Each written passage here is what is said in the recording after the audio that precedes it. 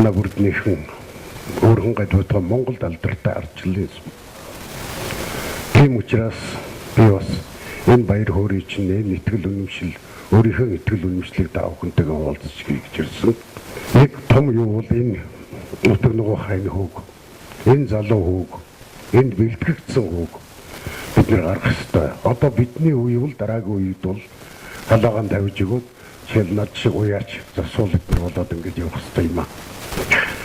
Ягаад энэ хүүг дэмжих ёстой гэвэл энэ хүү эрх зүйч мэрэгжилтэй оюутан байгаас эхлээ сая хэлсэн. Их хурлын дамгаан газар одоо олонхын бүлгийн ажлын албыг бол доор 4 жил авч явж байгаа хүн. Энэ хүний ажлын албаны гараар бол өнөөдөр таавхан сая ярьсан тэр хүнд хэрэгтэй хуйлууд батлагдлаа штэ. Энэ болгон дээр суусан. Тийм учраас энэ бол өнөөдөр хэдийгээр 30 настай ч гэсэн үнэхээр Монголын төрд хэрэгтэй энэ нутаг орноос гаргаж явуулах ёстой. Тэр энэ хүү бол ямар нэгэн найраа зайраа элдвээ юмд орж хордоогүй. Ямар нэгэн муу сайн юмтай хутгалдаагүй. Нэр цэвэр ийм залуучуудыг бид нэр гаргах ёстой юм аа.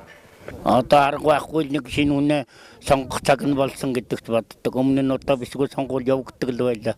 Ер нь улсууд гарч ил байсан, дэмжил байсан одоо тэг мэдхгүй. Яг их хурлын сонгуул гэж болцол байдаг. Бид нар дэмжэл гаргасан байдаг. Тэгэл мөрийн хөтөлбөр одоо яг хэрэгж байгаагүй гүн хүмүүс эргэж одоо мантай нэг аймагуудаар би сонгогдсон шүү гэл би эргээд сонгуульд гарсан хойно ер нь тэгээд уулзаж учирч явах мэдэхгүй.